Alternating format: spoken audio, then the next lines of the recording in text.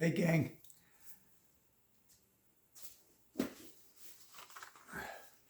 Whipping Girl, Chapter 2. There's, what is there? There's like 20 chapters in this book, so this could take about a year and a half. But I'm so busy with the remodeling and everything else that I'm doing around here. I don't have time to read the book. But Chapter 2, I'm hooked. I'm all in. I'm going to read the whole book. Unless something really strange happens, I'm going to read the whole book. Because Chapter 2 is all about me. And this girl's really got, she's speaking to me in this chapter. And what she's talking about is how the media wants to depict us as sex objects or as ultra feminine, and you'll never, you're just a man in a dress, when I rarely wear dresses. and that's what she says. And there's as many, I love this excerpt, and I'm quoting Julia Serrano from Whipping Girl.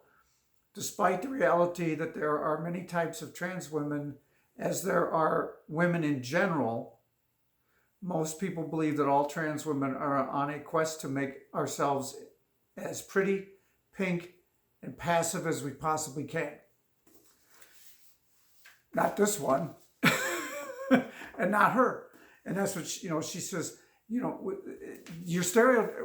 The stereotype that you've created a stereotype in your own minds. You haven't. It's one thing if you know many people of a certain culture or a certain gender or a certain group that all behave exactly the same way, and from those people you stereotype all of them. So the next time you meet a stranger who is one of those people, you immediately feel that they're going to be just like all the people, all the ones that you know. Okay? But this is a stereotype that the media has created within their own heads. Because if they truly knew trans women, they would know that some trans women are ultra feminine. Some trans women do like the Barbie image, have and that's their thing. And some trans women are not, and some trans women are don't wear dresses, and they don't wear high heels, and they don't do their hair fancy.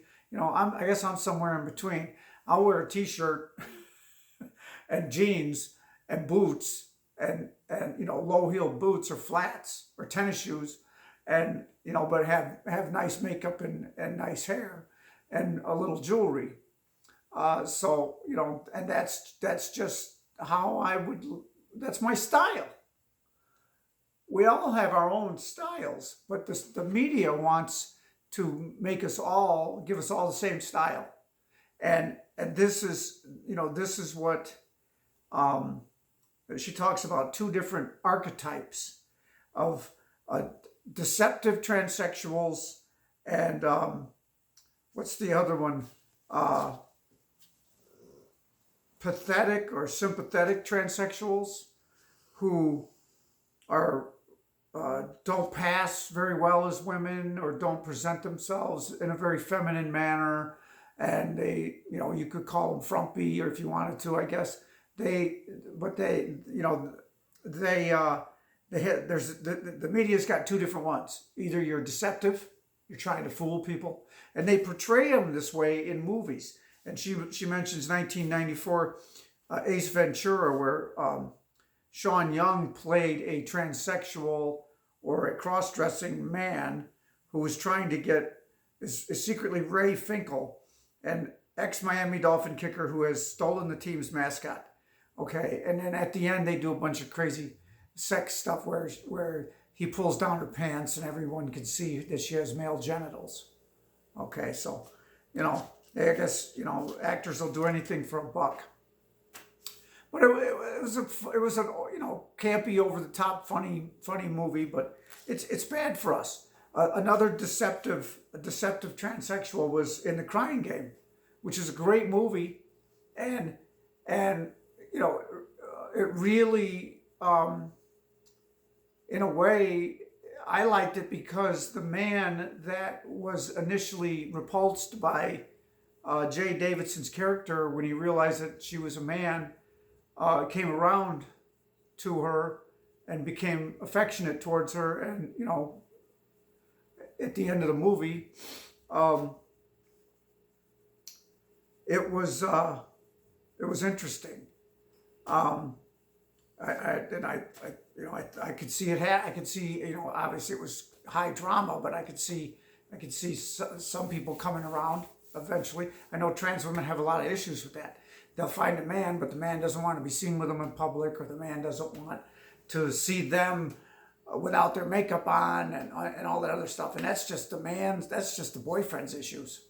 He can't, he's, whatever. He's so homophobic that he's not sure if hanging with if being attracted to a trans woman makes him gay, and he doesn't want to be gay, or that's too bad, because it's terrible. It makes for a screwy relationship.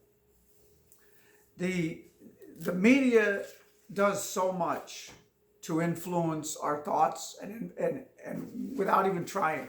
We can have a conversation about movies, and most people can tell the difference between make-believe and reality.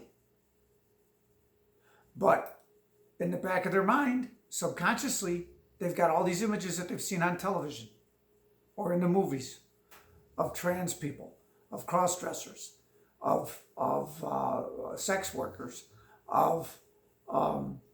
and that's just the way the media wanted to portray them, and that's the only way they know us. And I did that cool, funny video about how more people have claimed to have seen a ghost in the United States than know a trans person personally. And all their knowledge of trans people comes from the movies, or an argument on Fox News between a trans woman and Tucker Carlson. And it's just a train wreck. It really is. And when people, I know my experience, when people meet me for the first time, and they meet me, and we talk for a while, and they just sit there and go, wow, I had no idea you're a very nice person. And I'm like, well, what did you think we were going to be? What did you think I was going to be? And they go, well, you're just so down. You're just so normal. And I'm like, well, good. I'm glad you find me normal. I'm going to have to do something about that, I guess, because I don't want to be normal. I want to be weird.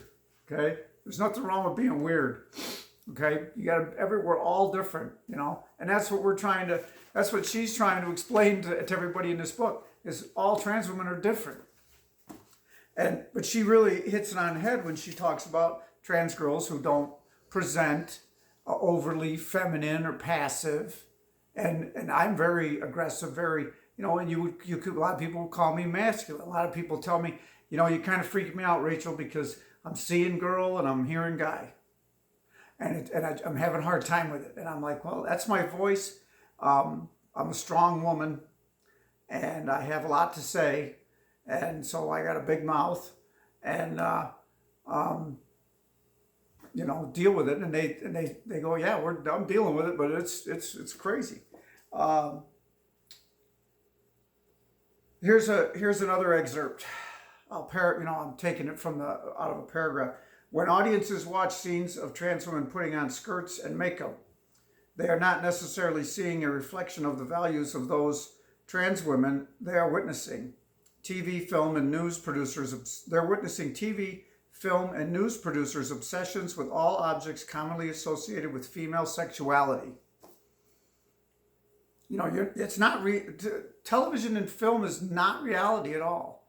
And in other words, the media and audiences fascination with the feminization of trans women is a byproduct of their sexualization of all women. And a lot of what I've seen is true.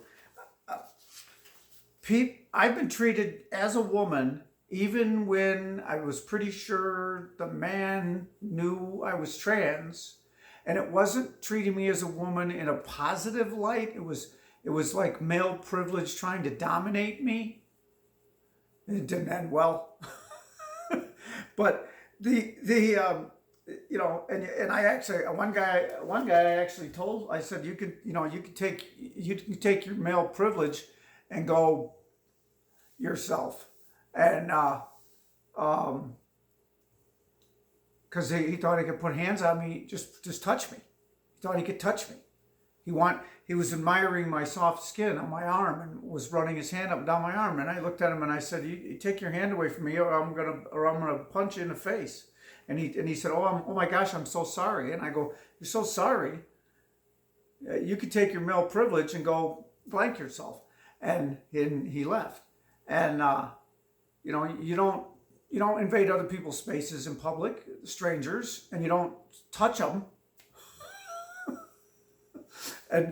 But apparently he thought he could do that with a trans woman, because I'm just like a woman, which, you know, you're like, oh, it was such a compliment, but that sucked.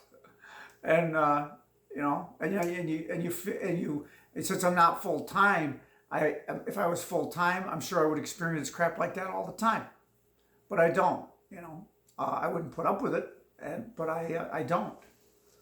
I don't get to experience all that thing that full-time trans girls do. You know, God bless you. You know, you got a lot of guts. And read this book, you guys. Read it along with me, or read it faster than me, and then you can agree with me or disagree with me, but don't spoil it for me, okay? Whipping Girl by Julia Serrano. I'm actually into chapter 3 right now, but I'm not done with it yet, and I don't want to talk about it too much. But chapter 2 is awesome, and it talks about me. All right, hey, gotta go. I gotta go hang some drywall. Love and peace to all.